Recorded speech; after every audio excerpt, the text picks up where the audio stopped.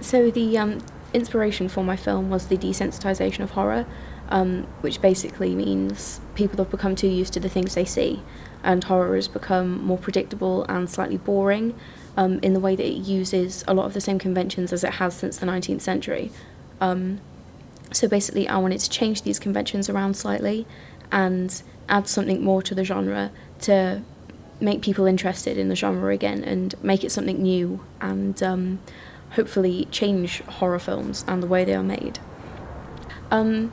The conventions of horror are basically iconography, which is anything that you see on the screen, as well as sound, music, sound effects, things like that. Now, these have been used throughout the entirety of film, and when it comes to horror, they seem to use the same ones over and over and over again. Like, a blue filter will be for supernatural, or they'll use a certain type of lighting for a certain mood or a piece of music, and audiences are so used to that they no longer become scared. If there's a jump scare, people expect there to be a jump scare because of the long note in the music or the way that it will get darker on the screen suddenly. Iconography in itself is a good thing. I think it helps audiences to relate what they're seeing on the screen to something that they already know and they're already used to. But I think that because they're so used to what they're seeing, they no longer relate it to horror, or they no longer relate it to being scared, they just relate it to a horror film. So I think by changing it, maybe not having like a science fiction colour for, say, a murder scene or something like that, I don't think that would work.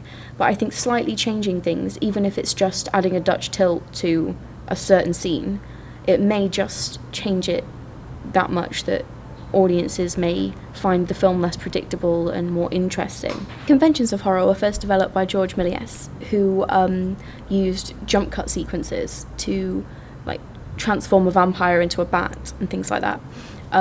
From Méliès it went to Benjamin Christiansen, who used some of the same kind of techniques, but with his Swedish film Hacks, he used a lot more.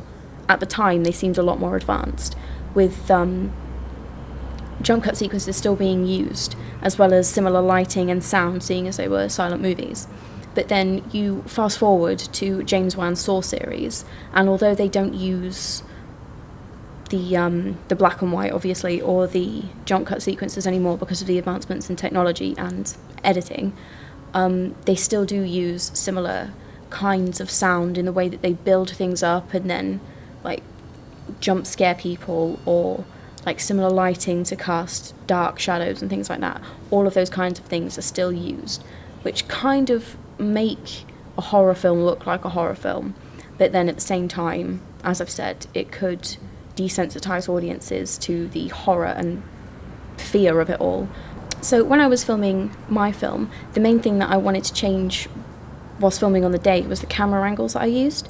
The use of the Steadicam for the bedroom sequences worked really, really well, especially in the second bedroom sequence you see, where there's a Dutch tilt, which it throws off audiences and it makes them feel more uncomfortable, and it also shows them that something's not quite right and it's a bit unnerving.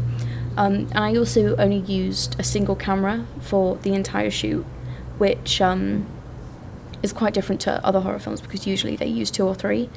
But obviously, on the budget that I was on, it was only possible to use 1, which I think worked in my favour because it was a changing convention to the usual style of filming. With the editing process, the main thing that I wanted to change was the colour filters that I used. I used 3 separate ones. There was blue to make things seem more supernatural in the beginning, to trick audiences into thinking that the dolls were possessed. And then there's the flashback sequence, which uses green, along with blurred filters, which makes it seem more dreamlike and as though she's thinking into the past rather than present. And the third one was red, mainly because red connotes danger and people associate it with blood or murder, which lead the audience to start thinking that it may be the character of Emily that's doing these things rather than the dolls. So that was the main thing that I changed in the edit. So now that the film's been made, the only thing that I would have liked to have changed is the audio, because I had to use slightly more conventional audio for this film because of copyright reasons. If if it was possible to use more modern day music, I would have had maybe something like Nine Inch Nails soundtracks and things like that, which are still quite creepy, but at the same time there are lyrics and it breaks all conventions of horror that you would have seen before. So I think if it were possible to add that into the film, it would have made it something a little bit more. But overall, I'm quite happy with how it turned out.